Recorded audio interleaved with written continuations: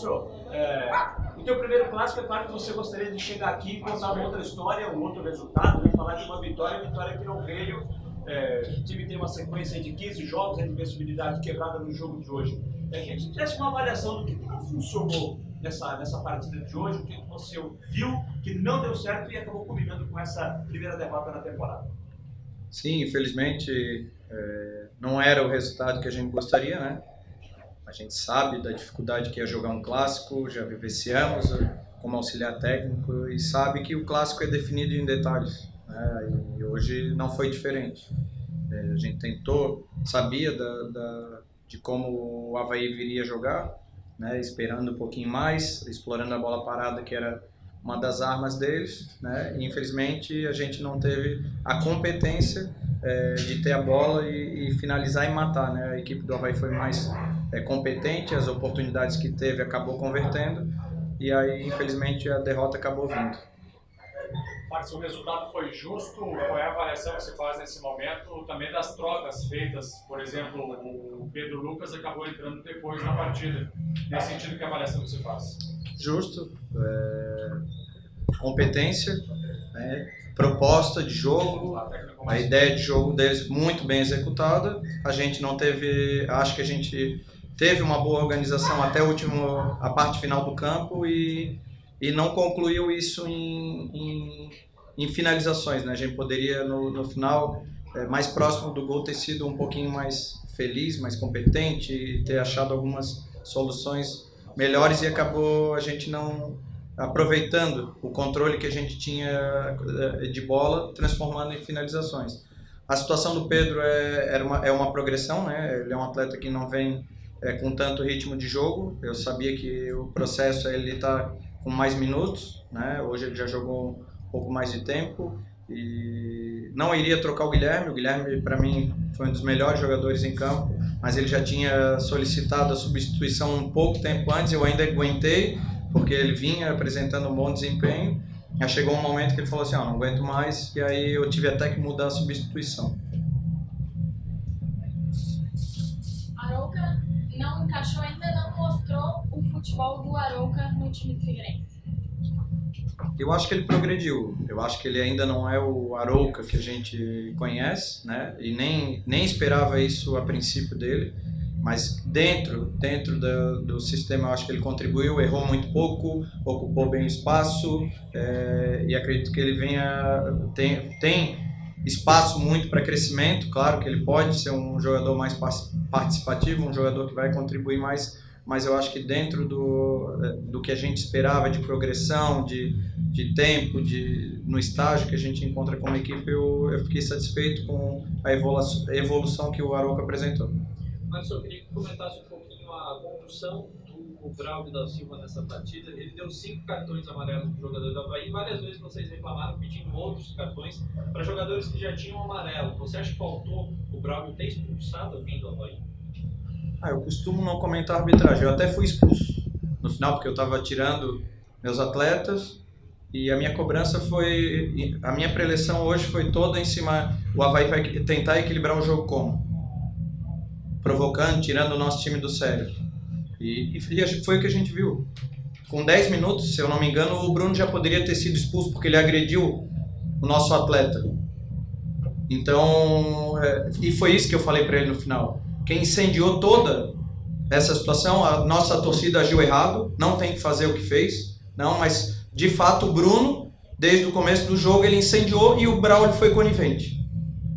Ele participou, ele deixou com que as coisas acontecessem. Então, dessa maneira, foi o meu único questionamento. Não transfiro, o Avaí mereceu ganhar, não tem nada com transferência. A gente não mereceu ganhar, o Avaí mereceu ganhar, só que poderia ter sido construída uma história diferente se ele tivesse sido mais enérgico com um antijogo que o Avaí, especialmente no começo do jogo, promoveu. Márcio, a gente viu o Diego Gonçalves hoje, né, começando bem a partida, dando um trabalho ali para cima do Avaí. Só que depois o Avaí pegou bem essa marcação em cima dele, até que depois, ainda no primeiro tempo, você até trocou ele de lado, mas aí o Diego já começou a encontrar um pouquinho dessa dificuldade. Mas é mais ou menos por aí utilizar bastante o Diego Gonçalves, dar essa sequência para ele fazer esse diferencial ali, principalmente jogando pelas extremas, que é uma qualidade que ele tem mostrado isso, né? Sim, o Diego fez uma boa partida, ele levou muita vantagem, claro. O sistema defensivo deles também, eles também têm mérito, tentaram corrigir. Eu trouxe ele depois, eu mudei, porque o Guilherme acabou tendo que sair. E o Diego é um jogador que tem uma relação com a bola boa, ele sabe jogar de costa, estava bem no jogo. Pela perda do Guilherme, eu acabei optando em trazer o Diego para dentro para ver se ele conseguia participar um pouco mais das jogadas e até estar um pouquinho mais próximo do gol, porque ele estava levando vantagem com o drible, e aí se ele dribla por dentro, ele consegue achar um passe, uma finalização, esse foi o objetivo. Mas de fato o Diego fez um bom jogo, né? Junto com o Guilherme, eu acho que foram os dois atletas principais da equipe hoje que tiveram um bom desempenho. Márcio, essa é a equipe titular do Figueirense para os próximos jogos, no seu entendimento, ou pode haver alguma mudança em função do resultado e a perda do clássico para o Avaí? Eu costumo avaliar mais o desempenho, né, do que o resultado. Eu confesso que, como eu falei, em todas as entrevistas eu falo, né, a gente está progredindo, não é uma derrota que vai fazer com que todas as coisas que a gente produziu aqui estejam erradas, né? Ter a cabeça tranquila, ponderar. É claro que perder um clássico dói, é um jogo um pouquinho diferente, dói, a gente sente e vai ser uma situação um pouquinho amarga, né? Mas a competição não terminou, assim como se a gente tivesse ganho do Avaí hoje também não teria terminado, tem muita competição pela frente, né? Então, ter tranquilidade e entender qual vai ser a melhor equipe que a gente vai ter para enfrentar esse jogo importantíssimo que a gente tem na quinta-feira pela Copa do Brasil. Mas, assistindo a partida, pareceu que o Figueirense só resolveu atacar mesmo depois que tomou um gol, que daí sim dominou as ações. O que você acha que antes disso o Figueira não conseguiu ter aquela pressão que teve no fim do primeiro tempo e também começou o segundo tempo pressionando bastante? Eu não concordo, eu discordo. Discordo da tua avaliação. Acho que a gente começou marcando em cima, a gente começou pressionando, mas é claro que naturalmente quando a equipe faz o gol no futebol brasileiro hoje, ela já se retrai um pouquinho, já era a proposta do Avaí. Se tu for ver a quantidade de passes que a equipe do Avaí trocou, né, já era dentro da proposta e naturalmente quando eles fizeram o gol eles acabaram ainda se retraindo um pouquinho mais e empurrando a nossa equipe. Mas eu acho que a gente já, desde o início da partida, a gente já estava pressionando, talvez com um volume de último terço não tão qualificado, né? Mas eu acho que não foi quando a gente tomou o gol que mudou o comportamento da equipe. A gente sabe que tanto o Lucas também o Brunetti, eles vão ter uma característica daqueles laterais que vão muito no fundo, né, para fazer as suas jogadas. Mas mesmo assim não faltou um pouquinho mais essas jogadas laterais, principalmente quando você, no segundo tempo, botou o Pedro Lucas para o jogo, que tem uma característica de ser um jogador mais lateral, não faltou um pouquinho disso também? Eu achei que faltou não as jogadas pelo lado, eu achei que a gente faltou um pouco de movimentação sem bola, né? Eu já vi que o Avaí bloqueia as laterais com uma linha de 5, os dois laterais eles acabam preenchendo aquele espaço, né? Então faltou um pouquinho de mobilidade para a gente explorar essa subida dos laterais ali, não tinha tanto espaço para triangular com uma linha de 5 montada, mas sim quando eles acabavam se deslocando, abrir espaço por dentro e a gente não conseguiu achar essa situação de explorar os buracos, né, os espaços que acabavam deixando quando a gente circulava a bola. Márcio, com relação às jogadas construídas pelo Figueirense, finalizações a gol que dificultassem o goleiro Lucas Frigério, faltou um desempenho melhor para o Figueirense ou você ficou satisfeito? Não, faltou. A gente poderia ter sido um pouquinho mais contundente, apesar de a gente ter tido uma situação de 1 contra 1 de drible, especialmente com o Diego, muito boa. Mas quando a gente desequilibrava a equipe deles, a gente acabou não tomando as melhores decisões, né, as escolhas. A gente teve uma bola no primeiro tempo que o Lucas estava dentro da área, que se o Diego cabeceia para trás, o Lucas está sozinho. A gente teve uma bola no segundo tempo de uma falta, a gente teve algumas oportunidades, mas com o volume de posse de bola que a gente acabou tendo, a gente poderia ter criado um pouco mais. Agora tem a Copa do Brasil, vira a chave, perdeu um clássico, tirou a invencibilidade do time. Como reerguer a confiança? Um time que está na construção ainda, mas como retomar essa confiança, mudar a chavezinha para pegar de novo junto?